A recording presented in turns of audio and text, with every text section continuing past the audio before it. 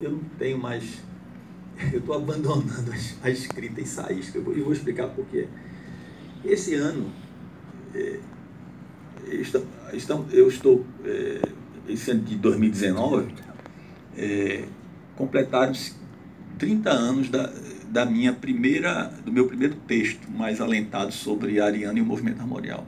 Foi uma monografia que eu escrevi para uma especialização em teoria da arte, está lá na universidade. Os Quixotes do Brasil, o real e o sonho no movimento armorial. 30 anos. Então, há 30 anos, pelo menos, eu conheci a Ariano um pouco antes, há 30 anos, pelo menos, eu escrevo sobre Ariano, sobre o movimento armorial. Eu fiz disso uma espécie de plataforma mesmo da minha carreira como professor, né? Porque a gente, como professor, precisa produzir pesquisa, ensaios, livros. Eu enveredei há 30 anos que eu venho nessa trilha do ensaio acadêmico, né? Então, e eu tive muita sorte ao longo desses 30 anos, porque praticamente tudo que eu escrevi, eu publiquei. Então, sinceramente, assim, quando me chamam para falar sobre a obra de Ariano, eu venho muito bom grado. Eu não preciso preparar, não é nem contando vantagem, porque tem 30 anos que eu estudo. Fui amigo pessoal, tinha acesso à biblioteca dele, aos manuscritos, li toda a correspondência, tudo que ele escreveu, de alguma maneira. Se eu não estudei de modo aprofundado, eu conheço de leituras, de conversas com ele, etc. Então, eu venho publicando ao longo desse tempo todo. Então, eu não tenho, eu disse até assim, não é querendo eu não tenho nada de novo para dizer sobre a obra de Ariano agora. Pode ser que daqui a algum tempo, as últimas coisas que eu escrevi, eu publiquei, que foram os prefácios das edições novas que vem saindo, porque desde que ele faleceu, a família me chamou para ser uma espécie de curador da obra. Então eu vim organizando a obra, e estou à frente da organização e da fixação dos textos, né? O filho de Ariano, Manuel Dantas Suassuna, que é artista plástico, aliás, a exposição ali, vocês vão, quem não já viu, vai ver, está belíssima a exposição.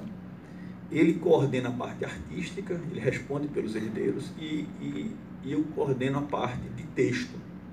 Quer dizer, faço as correções, faço as fixações, e a gente vem reeditando, não sei se vocês estão acompanhando isso, desde 2017, que a gente vem editando coisas novas, inéditas, que a gente deixou inédito, e reeditando as obras.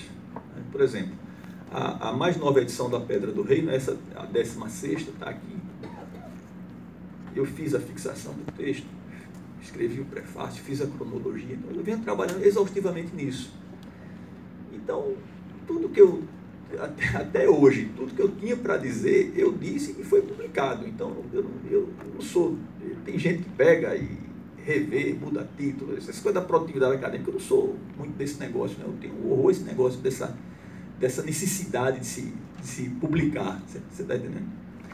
Aí eu disse, bom, toda a minha vida acadêmica, eu sempre deixava de lado a minha literatura, porque eu escrevo poesia, que é o que me dá prazer. Eu deixava, não, quando eu me aposentar, eu vou fazer isso. Quando eu me aposentar, e ficar.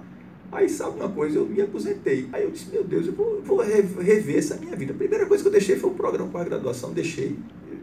Mas é por uma questão de saúde mesmo. Eu disse, eu vou deixar essas coisas.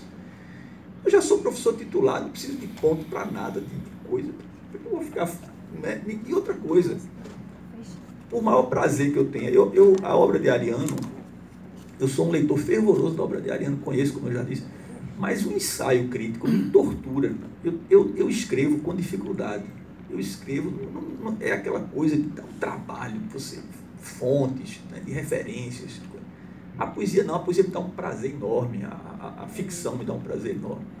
Eu inverti, sabe? Bom, eu já acabei eu me aposentei como acadêmico, como ensaísta, etc.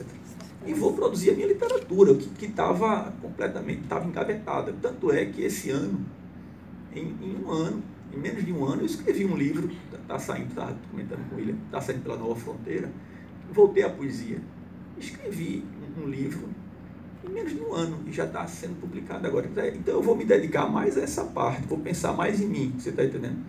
Agora, continuo à frente da obra de Ariano, porque a gente ainda não ainda tem um compromisso que a gente firmou, eu, Dantas e Ariano ainda vivo, de editar essa obra dele. Quer dizer, Ariano deixou coisas inéditas que precisam passar por um crivo de alguém que conheça, porque ele deixou datiloscritos com muitas alterações em manuscrito, né? Coisas que a gente está filtrando e a gente tá editando na medida do possível. Então, o meu compromisso permanece, mas escrever ensaios para colóquios, para congressos, eu não tenho a menor condição de fazer. Por isso que eu disse a ela, olha, faço de bom grado a conferência, falo sobre a obra de Ariano. E outra coisa, quando você se envolve num negócio desse, é difícil você sair, porque aparecem os interlocutores, aí ficam escrevendo para você responder. E é uma coisa que não tem fim, percebe? E você fica naquela obrigação. Outro dia, eu colaborava aqui no Correio das Artes. Vou dar 2 exemplos. Eu colaborava no Correio das Artes. Aí, no Correio das Artes, eu recebia o William Costa, que é o editor que está aqui presente, meu querido amigo, escritor, cronista, jornalista, me mandava as revistas. Aí eu vi, por exemplo, uns meses atrás, alguém, acho que era da área jurídica, escreveu um artigo fazendo referências a Ariano e Gilberto Freire. Eu não lembro agora o nome do autor. Dizendo, fazendo umas ponderações, etc. Aí dizia assim, e eles nenhum deles escreveu sobre o outro, que eu saiba e coisa. Peço que, se alguém conhece, lá vou eu escrever para dizer isso. Ele escreve, tem material. Era só ele pesquisar um pouco mais, né? Mas tem. Gilberto Freire escreveu sobre a Ariano e bem. Escreveu, Ariano lançava livro, Gilberto Freire escrevia, no Diário de Pernambuco. E Ariano escreveu sobre Gilberto Freire, inclusive, artigos grandes, ensaios, tem, é só procurar um pouquinho mais que acha. Aí eu vou responder, dizer que ele escreveu. Eu disse, não vou nada, vou fazer outra coisa. Você fica naquela obrigação de ficar corrigindo, isso é uma coisa muito chata. Então, o próprio autor depois vai perceber isso, vai retificar ou não. Percebe? Então a gente fica, é uma coisa sem fim, você fica querendo corrigir as coisas, e são muitas as demandas, né? Quando é um amigo meu, uma coisa, eu ligo, ó, fulano, quando eu conheço, não é assim não, você falou. Quando não, você tem que escrever e coisa. E parece pedantismo, que você está querendo corrigir, mas era mais para dizer que realmente há material nesse sentido, há material naquele outro, etc.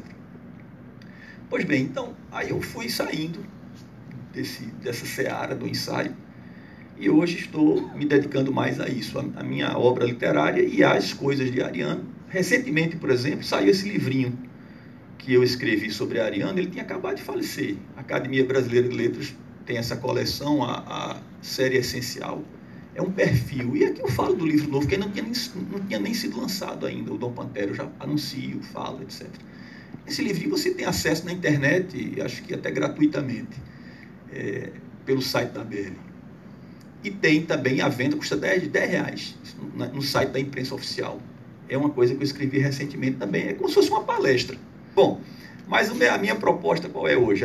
O que vocês estão vendo aí no programa, A Pedra do Reino, Dom Pantero e a Ilumiara. Está aí. O que é isso? Quer dizer, na verdade, eu vou fazer uma incursão, digamos assim, a voo de pássaro, sobre toda a obra romanesca de Ariano, né, que se concentra, tem algo mais, mas acaba se concentrando por conta do Dom Pantero, né, que é o livro final dele, em que ele procurou fazer uma súmula assim, de tudo que ele escreveu. Do ponto de vista do romance, Ariano escreveu os seguintes livros. O primeiro é A História do Amor de Fernando e Isaura. Eu estou vendo até que você tem uma edição nova, né? Pronto, eu fiz o prefácio, saiu esse ano, essa daí. A História do Amor de Fernando e Isaura.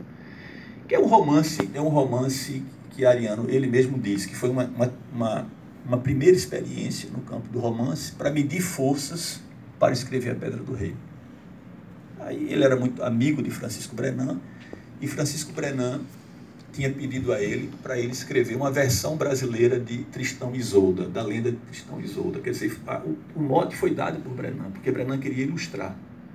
Acabou, Ariano escreveu essa versão, A História do Amor de Fernando e Isaura, em 56, em alguns meses, e não foi publicado, ficou na gaveta. Por algum motivo, o projeto naufragou, Brenan não ilustrou, nem foi editado. Só foi editado em 1994, quer dizer, esse livro passou, né, de 56 a 94, quase 40 anos, né?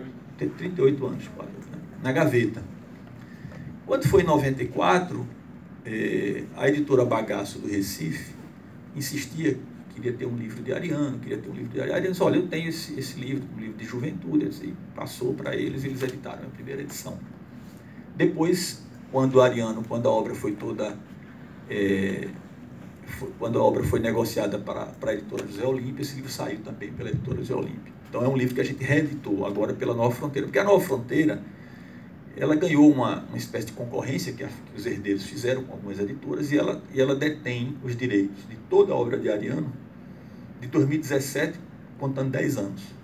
Né? Então vai até 2027. Ela tem todos os direitos sobre o material que sair de Ariano, será pela Nova Fronteira. Então a Nova Fronteira reeditou o livro. Esse livro não tinha grandes problemas de texto, a fixação foi rápida. Ele não era um livro com problemas de texto. Assim, a edição da Bagaço foi uma boa edição, Ariano mesmo revisou, então eles eu só fiz aí, foi basicamente um prefácio, tentando contextualizar a Fernanda Isaura nesse universo do romance de Ariano. Esse foi o primeiro livro. Depois vem A Pedra do Reino.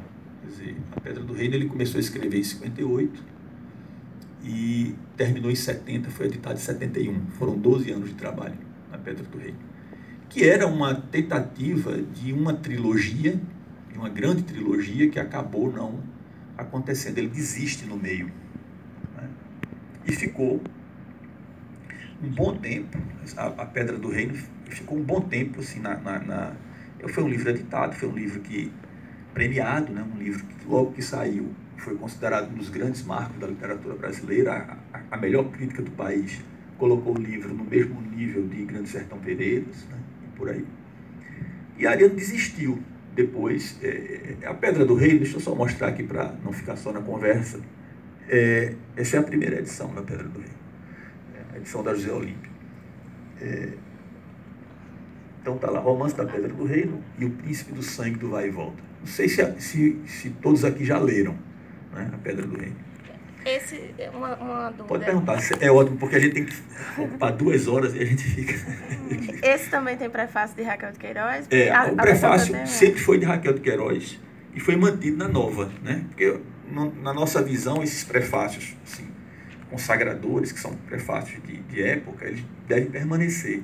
Então aqui permanece. Eu faço uma apresentação, porque eu tive que fazer essa apresentação, porque ao longo do tempo, Raquel conheceu a primeira edição. Ao longo do tempo, Ariano foi fazendo alterações no romance, né? Eu vou tentar mostrar isso aqui. E aí o que Raquel escreveu sobre o romance permanece válido, obviamente, mas ela escreveu sobre um romance que tinha digamos assim, que fazia parte de uma trilogia e que depois ele abandona a trilogia e faz da Pedra do Reino uma introdução ao Dom Pantero, né? Inclusive com alterações de texto. Porque o que aconteceu com a Pedra do Reino? A Pedra do Reino saiu em 71, foi um sucesso enorme. Em 72 já tinha uma segunda edição, isso para um livro de porte, assim, de dimensões, né? Em 72 já tinha uma segunda edição. Ganhou o Prêmio Nacional do Instituto Nacional do Livro, melhor livro do ano, em 72. Né? A Pedra do Reino, ele foi premiado em 72, mas o prêmio se referia ao lançamento de 71. E teve 4 edições até 1976. Teve 4 edições. Aí, quer dizer, de 71 para 76, 4 edições, você vê que é um livro que vinha vendendo bastante, né? Para a dimensão do livro, é um livro que... Aí, em 76, já desde 75, começaram os problemas com a editora José Olímpio. A editora entrou em problemas financeiros, acabou falindo. E Ariano ficou sem editor. Quer dizer, Ariano nunca foi... ele nunca foi assim, um escritor que se mobilizasse para procurar editor. Assim, E é um romance, quer dizer, A Pedra do Reino ficou quase 30 anos fora de catálogo. Quer dizer, existia, mas virou uma raridade, né? Você comprava nos sebos por um preço altíssimo a Pedra do Reino.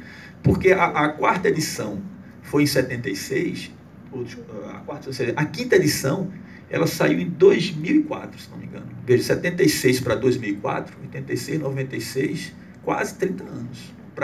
entre a quarta e a quinta edição, também pela José Olímpio. A José Olímpio foi comprada por um grupo maior, aquele grupo Record, e tinha as obras em catálogo, começou a renegociar essas obras.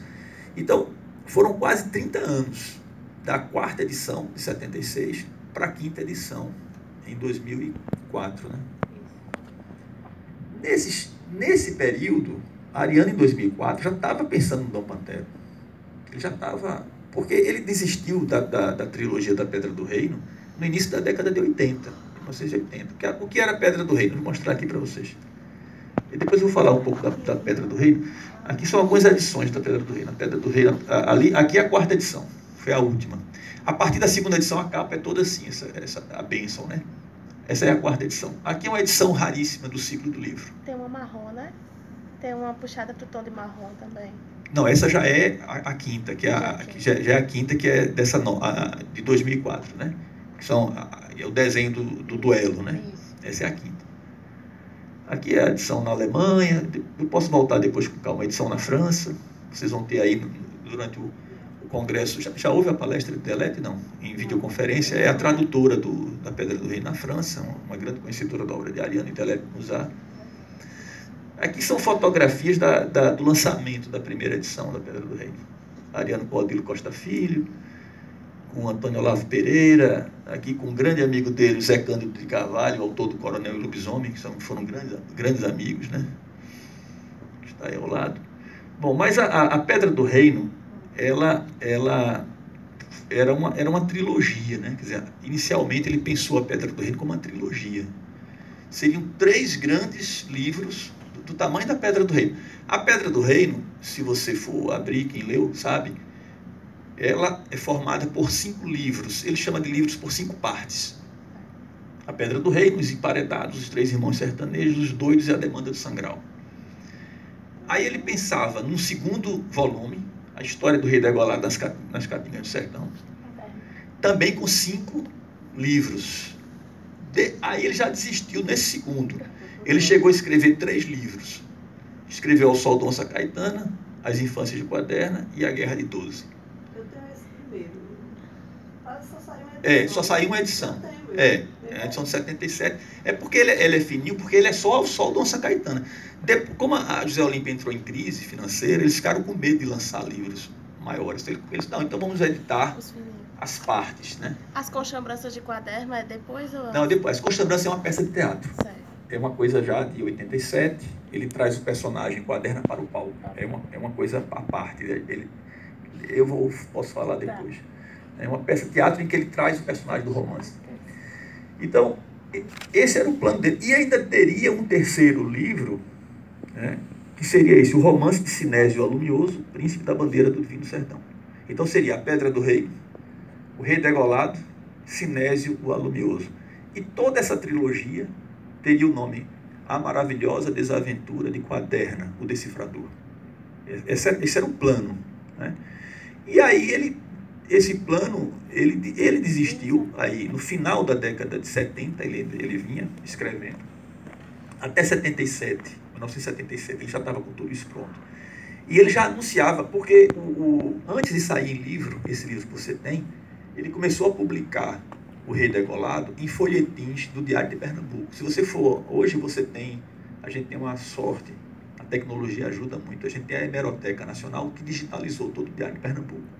Então você vai lá no Diário de Pernambuco, coloca Rei Degolado e você vai ler, você pode ler Ao Sol de Onça Caetana e As Infâncias de Quaderna, estão lá em folhetim do Diário de Pernambuco. Você pode ler, só não vai ter a Guerra de 12. E já tem lá, no final, no último folhetim das Infâncias de Quaderna, já tem lá, a partir da próxima semana, vamos publicar a Guerra de 12. E aí ele não publicou mais. Me tirou curiosidade, ele ia escrevendo na medida que ia sendo publicado, não estava pronto? Não, ele já tinha boa parte pronta. Porque quem conhece Ariano é muito metódico e muito perfeccionista. Quando ele começou a publicar em jornal Ao Sol de Onça Caetana, eu nunca perguntei diretamente a ele, mas certamente ele tinha mais da metade, já estava pronto, se não todo, o livro. Né? Então ele já foi publicando. Ia publicando todo domingo. Ariano naquela época vivia numa roda viva. Ele era secretário municipal de cultura, ele dava palestra, ele não tinha condições de pegar toda semana e escrever um folhetim daquele. Ele não tinha juízo para tanto. Ele já tinha isso na gaveta. Porque ele publicou A Pedra do Reino, saiu em 71, e esse daqui começou a sair em 75. Isso já tinha 5 anos ali de trabalho. Posso fazer uma pergunta? Pode. Eu entrevistei Ariano Suassuna em 1992, ele já estava escrevendo esse livro que saiu agora há 8 ou há 11 anos, um desses dois números aí.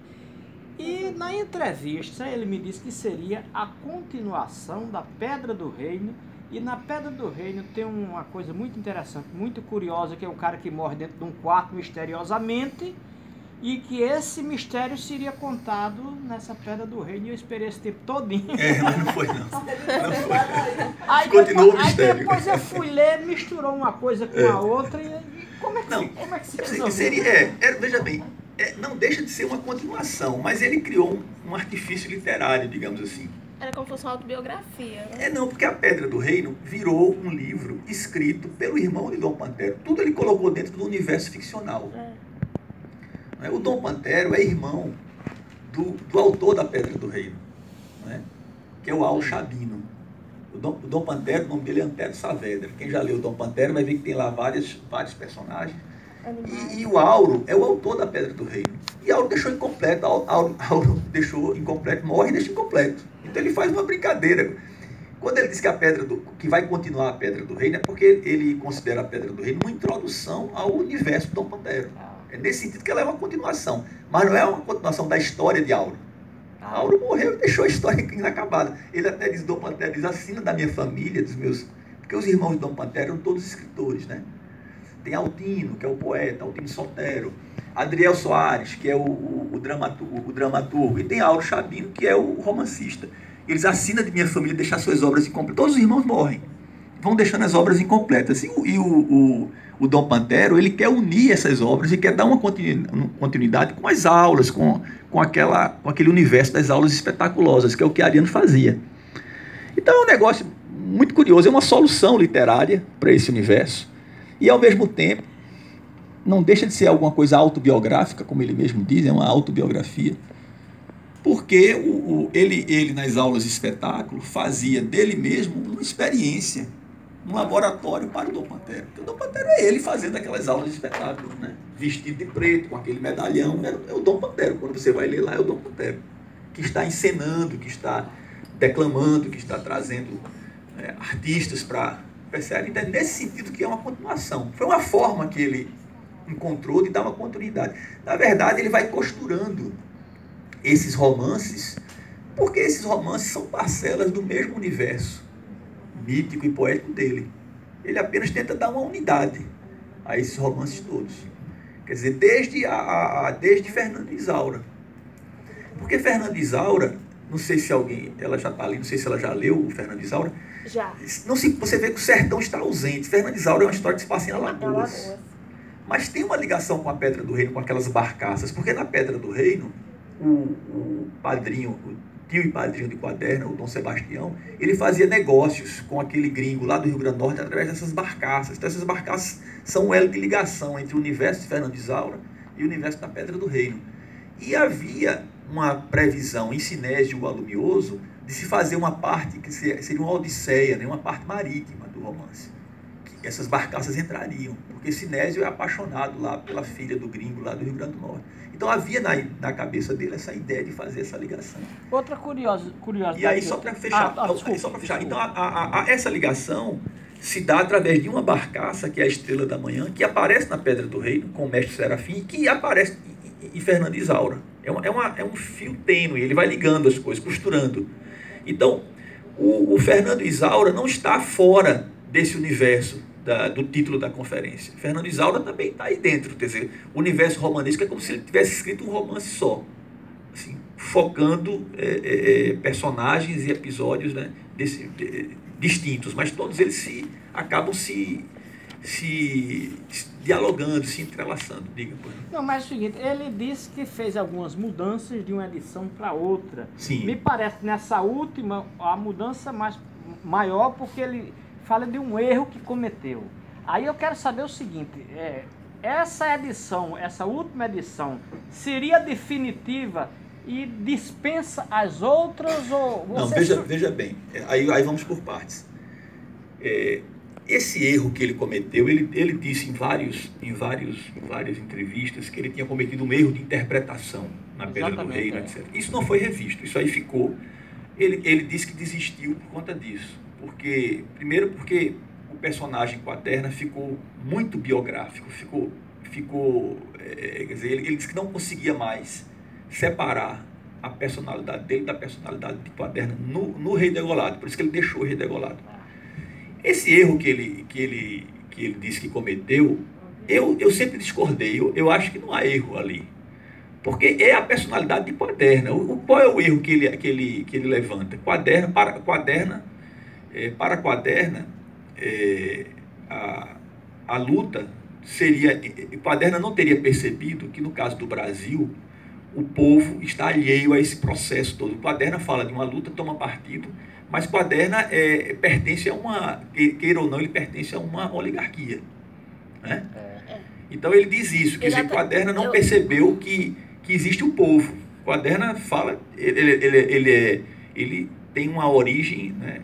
E por mais que ele tenha empobrecido, ele fala, seriam ricos contra ricos. Seria aquela batalha da Pedra do Reino, segundo ele não teria percebido que são poderosos contra poderosos. Né? Mas isso aí, veja bem, está perfeitamente dentro do caráter e da personalidade de Quaderna.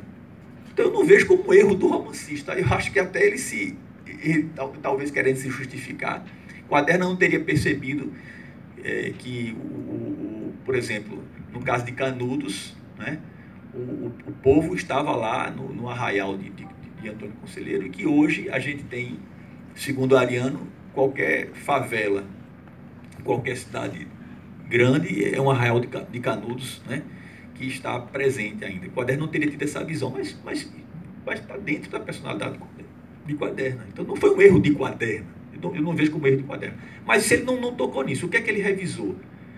Da 4ª edição para a 5ª, como eu disse, foram quase 30 anos. E aí, antes de sair a 5ª, o livro já estava há tanto tempo editado, né, com 4 edições, antes de sair a 5ª, ele reviu tudo. Eu digo isso porque eu fiz um cotejamento entre a 5ª edição, frase por frase. Como eu fui fazer a fixação desse texto, eu peguei a 5ª edição e peguei a 4ª. E fiz um cotejamento, frase a frase, e vi que ele enxugou, ele cortou passagens. Ali onde ele estava dialogando com o corregedor, ele retirou esse diálogo, o Quaderna deixa de falar diretamente com o corregedor e fala mais para o leitor. Ele mexeu em muita coisa. Eu teria que pegar o meu, que eu fui anotando, está tudo anotado. E ele mexeu. Então ele deu ele fez uma grande revisão, né? Um burilamento, digamos assim, trocou palavras, diálogos, enxugou. Isso ele fez, mas não mudou absolutamente nada em relação a essa visão do Quaderna, por exemplo. Na sua opinião, qual é a versão que você mais estima, mais original, que lhe agrada mais? Não, aí veja bem, ele fez essa revisão, e essa revisão, a 5ª edição, então, já é revista por ele. Mas aí houve um problema. Qual era o problema? Eles fizeram a revisão, mas introduziram novos erros. Por quê? Porque Ariano ficava em Recife, pegava esse romance, um exemplar, marcava aqui, fazia alguma indicação, mandava. O pessoal lá não entendia muitas vezes a letra, tirava uma vírgula, colocava. Então, ele corrigiu, mas os editores introduziram novos erros, que não estavam na primeira. Coisas que não estavam na primeira, uma vírgula, uma palavra que era para tirar e não tirou, etc, etc. E aí foram saindo todas as edições da Zé Olímpia assim, com esses erros. Essa daqui nós retiramos, eu posso afiançar, essa daqui é a mais fiel em relação ao que ele quis fazer até então. E além disso, ele deixou um exemplar que Dantas encontrou, ainda com alterações a serem feitas. Página tal, isso por isso, página tal. E a gente fez nessa. Então, essa 16ª, é por isso que eu digo que é a edição definitiva, porque ele não vai mais mexer. E é aqui, digamos assim, é aqui incorporou todas as mudanças que ele quis fazer e não tinha tido tempo ainda de apresentar para o editor. Percebe? Então, se for comprar, é melhor comprar essa.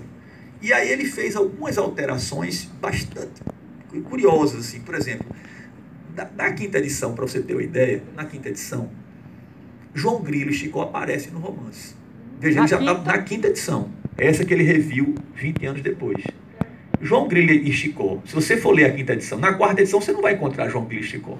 Na quinta você já encontra. Porque ele já estava com essa ideia de costurar, de dar uma unidade a toda a sua obra. Então, Quaderna, não sei se você lembra, quando Quaderna tinha uma casa de recursos. Quaderna tinha uma casa de recursos, né? Quaderna tinha uma lá em Taperoá, no Roicoro, que é a zona de Taperoá, e tinha 2 empregados, Adalto e Piolho. Esses 2 empregados se transformam em João Grilo e Chicó. Ele simplesmente mudou o nome. Aí ele descreve os 2 empregados com as camisas. Inclusive, um usava camisas com faixas pretas e faixas amarelas. Mas não está com o nome Chicó e João? Tá na quinta edição. É isso que eu estou dizendo a você. Ele começou a mexer, fazendo alterações. Aí João Grilo e Chicó aparecem no romance da Pedra do Reino. Aparecem como personagens assim, secundaríssimos, coadjuvantes quase. Porque ele trocou Piolho e Adalto por João Grilo e Chicó. E Piolho e Adalto já